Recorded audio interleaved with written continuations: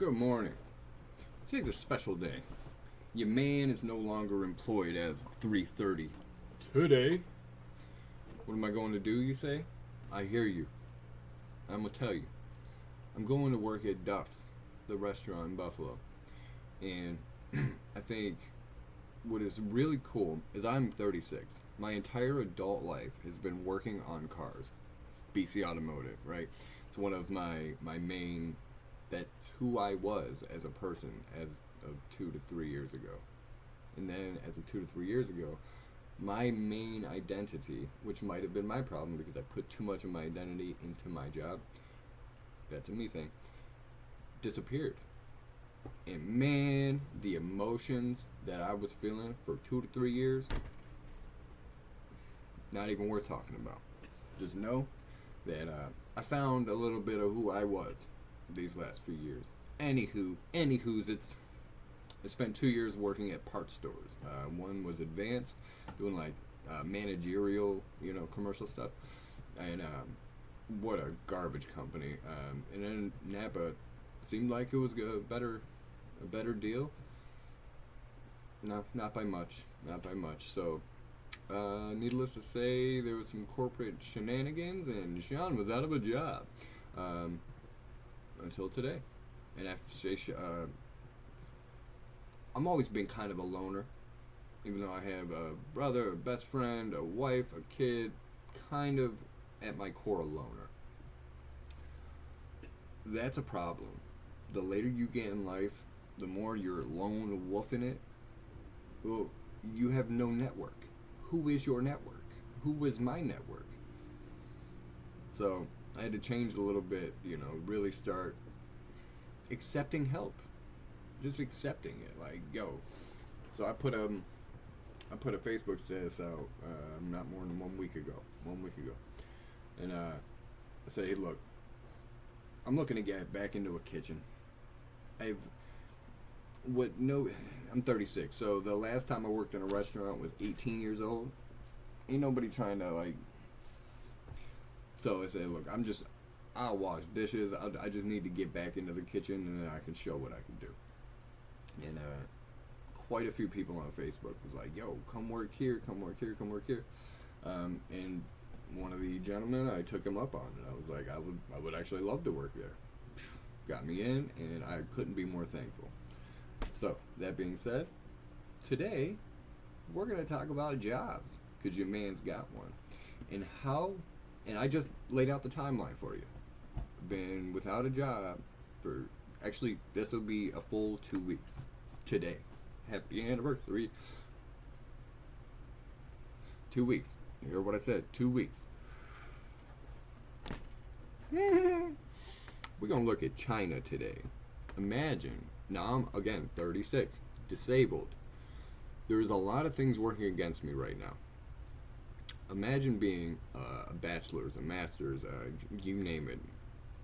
Whatever degree you got. I have 0 degrees. And I've had work my entire life. These people, these young folks, wait until I show you. It's crazy. Let's just get to it. Let's get on it. Let's get on it. On it. Oh, that's what I'm doing. Okay, so bing. Let's do it. It's incredibly hard just to find a job. People are so desperate for jobs that getting a master's degree has become the new bachelor's degree. 30 is the new 20, because that's how old you are when you have enough education to actually enter the workforce. But you know what's just as bad as job hunting in China? Actually having a job. Thanks to China's notoriously long work hours, as well as widespread pay cuts, if you even get paid in the first place. At this point, protests over companies withholding wages are nearly a daily occurrence in China. But there's something else that makes having a job in China a nightmare. Non-compete agreements. Non-compete agreements are contracts saying that employees agree to not work for competitors or start a competing business for a certain period of time after resigning. Worldwide, non-compete agreements are signed by high-level executives with intimate info on how a business operates to help companies What did I just explain? I worked at 2 part stores. So if I had worked at that Advance, on that Advance, when I was doing my orientation, they say, "Yo, you got assigned as non-compete." I wouldn't have been able to go to a Napa. I would have been screwed. I wouldn't have been able to do anything in the parts industry if I had signed a non-compete. And I was a very, very low tier dude. Like, it didn't matter what I knew. They changed the safe the day after I left. That, all the pertinent information that I had was changed the day I left. Sorry, the garbage truck might be a little loud. Protect trade secrets, keep their clients, and maintain their competitive edge. But Chinese companies take things to the extreme by making even the lowest level employees sign them and ruthlessly going after violators. Because nothing would ruin your business faster than your former janitor making your rival's toilets smell lemony fresh. For example, take 32-year-old Lucy Liu. No, not that one. Back in April this year, this Lucy landed a job at a live streaming health advice channel. She agreed to immediately start work without signing any contracts, and once she got the contract 2 weeks later, she saw something that made her uneasy.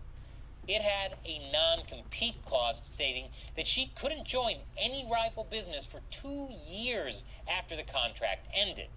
That's pretty strange considering that this was a live streaming channel with just 3,000 subscribers that does online content creation for everybody to see. Despite her misgivings, she signed it because without a labor contract, she couldn't even claim her first 2 weeks of wages. But there was something else in the contract that she missed. If she left the company for any reason, even during her probation period, she would owe the company $417,000. That's 10 times her annual salary. Liu said, "That's when it hit me. It was a trap." The non-compete agreement wasn't... Could you imagine? Could you fucking imagine? I've had some shady shit happen. I worked at Midas one time. They're all franchisees, so don't blame every Midas. This was one branch of a Midas. And the owner's name was Pat. This fucking piece of shit. It was the first mechanic job I ever had. So I went from working at a Mighty Taco, being a manager, climbing the ladder. But I knew I wanted to be a mechanic in some way, shape, or form. So I had a cousin who worked at a Midas, and he was like, "Sean, come change some oil with me. Give you $8 an hour." Shit, I bet. Well, I was making 10 at Mighty, so I had a kid on the way. I can get overtime, right? Oh, yeah. Lying ass. Anyway, so I get in there, start changing the oil, bing bang. This dude was fucking the girls that would come in to, as payment. My man had Latin Kings running in and out of motherfucker, like threatening him, pew pew style.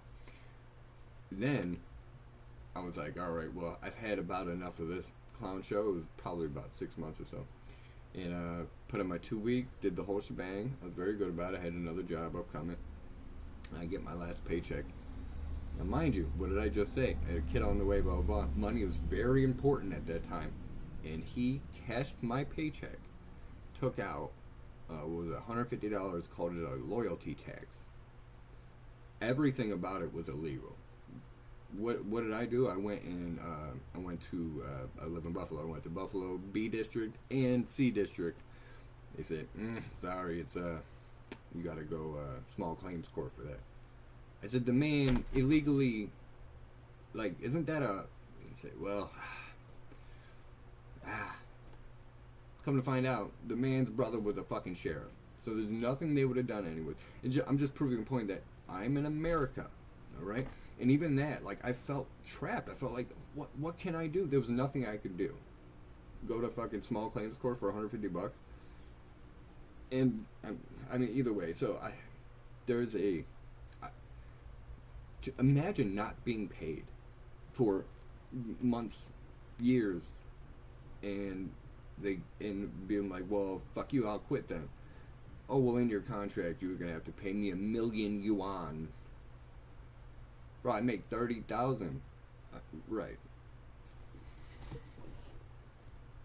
What are we doing? What are we doing? And people who still show for China can go ahead and suck a mean one, you know what I mean? Just being used to protect company secrets, it was being used to dissuade her from quitting. Of course, she quit anyway, I would too. But here's where it got really bad. The terms of the contract were so vague that even taking a simple job like handing out leaflets on the street could be ruled as violating the non-compete clause. This kind of thing is all over the place in China, and it's particularly bad for people who are just getting started in their careers. Take Chen Mingming. None of these are real names, by the way. After graduating from university in 2018, Chen managed to work in one of China's top internet companies. But 2 years later, Chen found it very difficult to leave because of the wonderful benefits, competitive salary, and lifelong friends she made along the way. I'm just kidding. When she handed in her notice of resignation, she faced an unending pressure campaign from her superiors and human resources trying to convince her to stay while forbidding her from discussing HR issues with coworkers. The pressure got to the point where she couldn't sleep, her mind went completely blank, and one night she even broke into tears. Turns out in China, working for an internet company is as bad for your mental health as being on the internet. But she was still insistent on leaving, so after nearly 2 months, HR gave her an option. Sign a non-compete agreement. If she didn't cooperate, her company could harm her reputation throughout the industry and refuse to give her an end-of-employment certificate. It's the fucking mafia. It is the mafia. It is how they work. Give me X amount of money and I'll protect you. Well, I don't need protection. Yeah, you do. Who? From me. That's... What are we doing? What are we doing, folks? And this is not hard to find. None of this is hard to find. So if you're choosing not to find it, or you're choosing not to see it, or you're coming up with, well, it's their culture. Sharia law is a thing too. I don't respect that at all. You cannot respect culture. It's a thing. And this is coming from a white dude. Crazy, right? Oh, I'm so aggravated. Anyways, let's go. Let's see what's going on. Job. Let's just go. Job.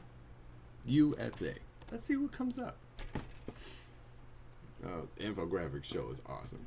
They lean pretty left, though. I don't know if anybody ever like them, blah, blah, but anytime there's anything that could be political, it's left. Anyway, so let's see. We got a CBS one from 4 days ago. Let's see what we got. You know what? I don't know how YouTube is. CBS is a big company, so we ain't gonna do that. We're gonna choose a smaller creator. You know. See what we got.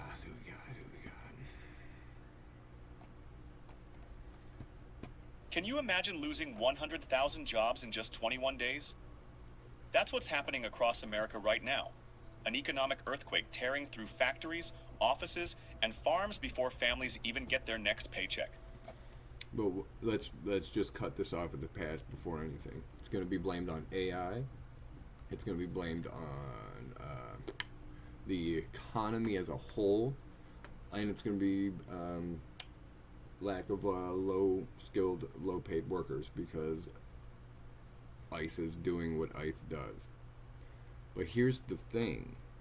If you have millions and millions of people willing to work for pennies, we're never going to get ahead.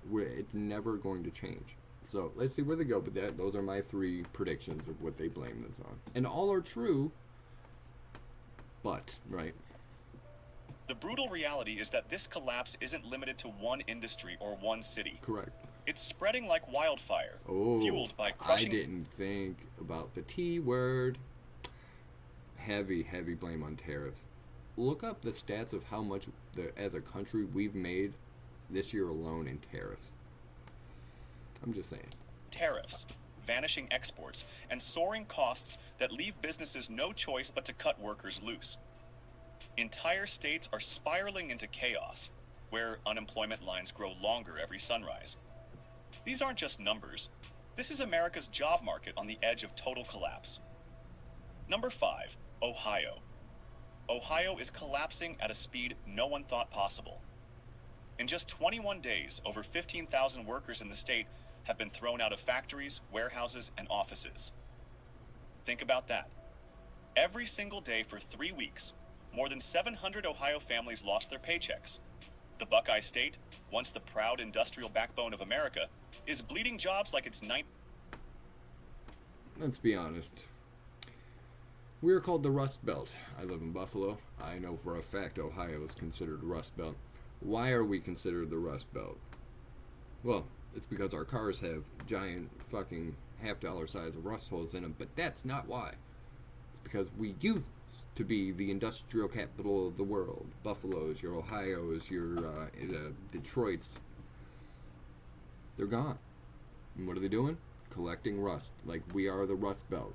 Because all these people, our peak is 30 years gone. My grandfather worked at a Chevy plant right down the street. I mean, my uncle still he works at a factory. My cousin works at a Ford plant that's still local. Who knows how long that's going to be around. But the whole point is that it's already past its prime. So if you're still working in a factory, you're still working in the Rust Belt, you have to know your days are numbered. You just do. And I don't like it. I hate it, in fact. We should be doing way more manufacturing in the States. Hopefully we'll get there sooner than later.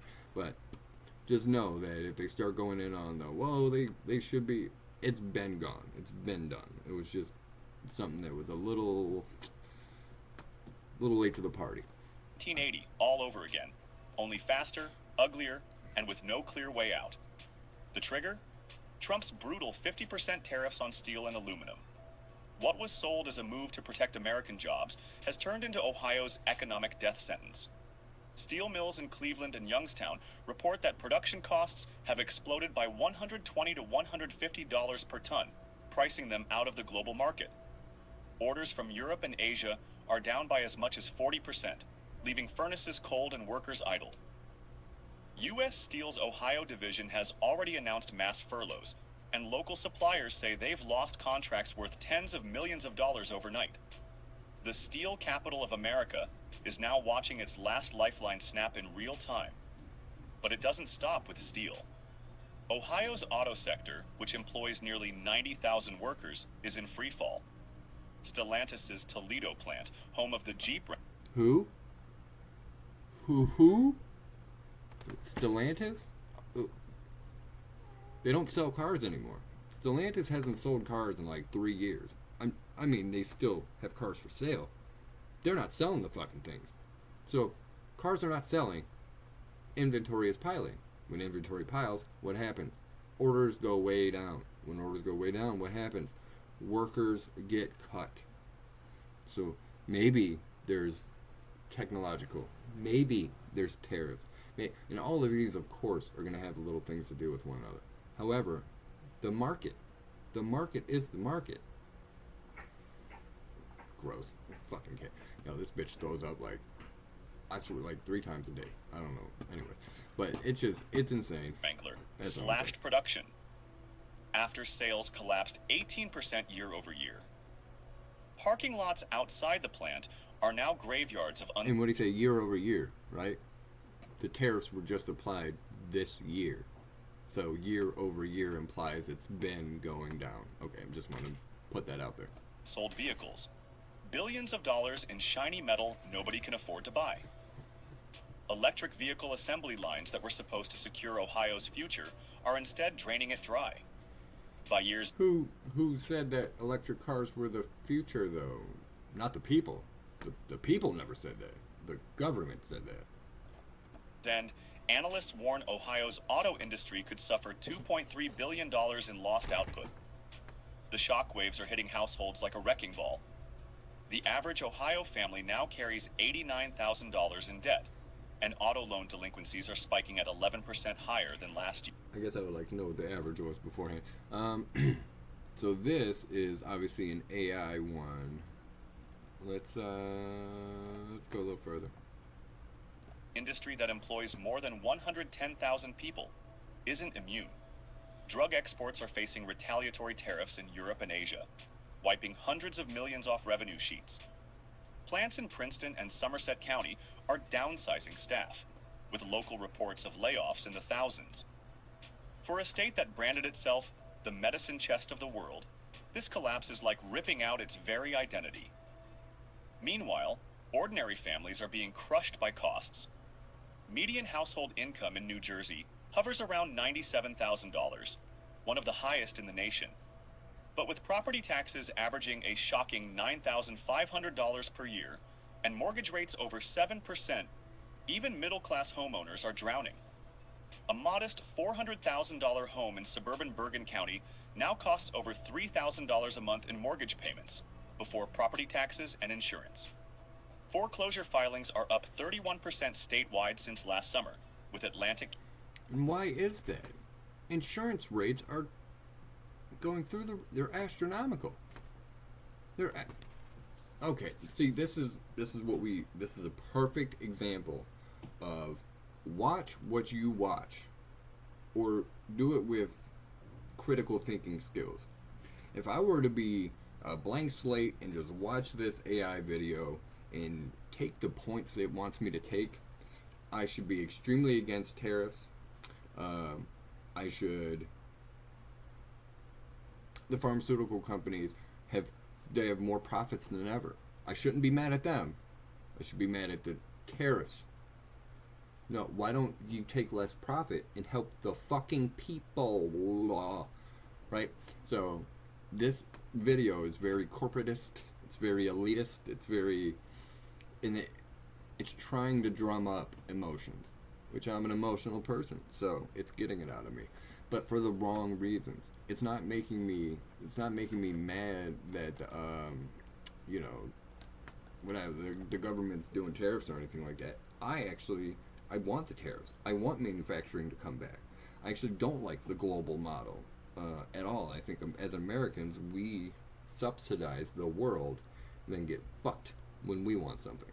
So, not exactly thrilled about where we are as a country yet. And we're getting there. We are getting there. I don't have faith in government at all. I like the chaos agent that is Trump. So we shall see. I actually like what P. Hegseth is talking about and all that kind of stuff too. We'll see. We shall see. This was a funny one. Wow. Anyways, I got a job, so this is pretty funny. Have a great day, guys.